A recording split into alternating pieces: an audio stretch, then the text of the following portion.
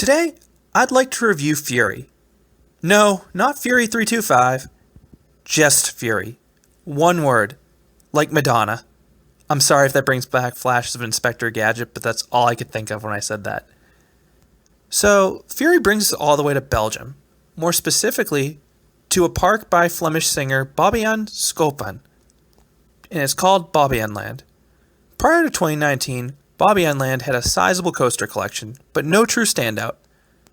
But that was remedied in 2019 with Fury, Gerstlauer's newest Infinity coaster. Fury is part of an all-new for 2019 area the park added called the Land of Legends.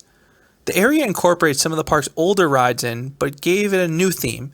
This mystical area is themed to the four elements of nature. Typhoon represents wind, Sledgehammer represents earth, a new water play area represents water, and Fury represents fire. Statistics-wise, Fury is an impressive coaster. It has 3 launches, a max height of 141 feet, a max speed of 66 miles per hour, and depending who you ask, 4 inversions. But Fury is most well known for a one-of-a-kind gimmick.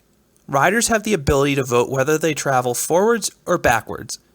Now, this is a really cool feature, but I do have one critique. When you reach the station, riders can board a train that's guaranteed to go forwards, or they can board the voting train. I do find it a bit weird they didn't split the station into forwards and backwards trains. You think most people who join the voting side would want to go backwards, but it wasn't guaranteed. I'd say 1 out of every 2 or 3 voting trains actually voted to go backwards. The other ones went forwards. After you lower your lap bar only restraint, there are 2 buttons on the harness. One for forwards and one for backwards. The voting is completely anonymous and the results are never announced. So when you're dispatched, you have no idea which direction you'll be traveling. The train rolls onto a switch track and riders anxiously await their fate. For the voting, majority rules, and in the case of the tie, the computer randomly chooses your direction of travel. Luckily, I was able to get multiple backwards rides, but the inability to guarantee yourself a backwards ride would have been frustrating for me otherwise. I wish I had gotten more rides on Fury, but it just wasn't possible with the crowds. I ran there immediately when the park opened, but everyone did that, so the queue line quickly filled up. If Fury has a full queue, expect to wait about an hour as I did. Multi-pass launches are all the rage. Premier Rides introduced the concept with its Skyrocket 2 models and Full Throttle. Mach, Intamin, and Gerstlauer later leveraged the same launch technique for their coasters, and it's a brilliant move when you think about it.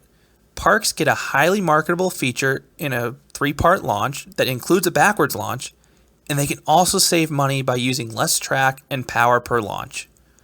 While these multi-pass launches will never match the strength of a typical launch, Fury's launches were decently powerful, and it wasn't just the final launch, like on a Skyrocket 2.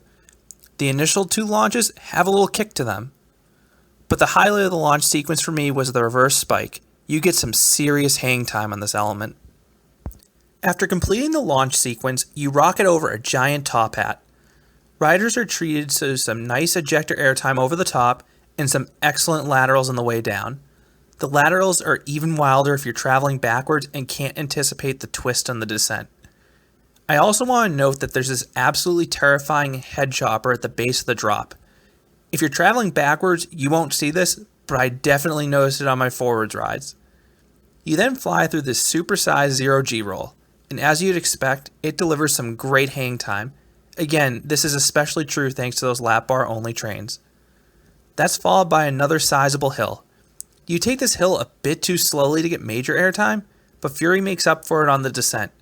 It twists much like the top hat, so riders are treated to another dose of strong laterals, and that leads into a pullout that has the ride's strongest bit of positive G's as well. You then whip back towards the sky and traverse the ride's vertical loop.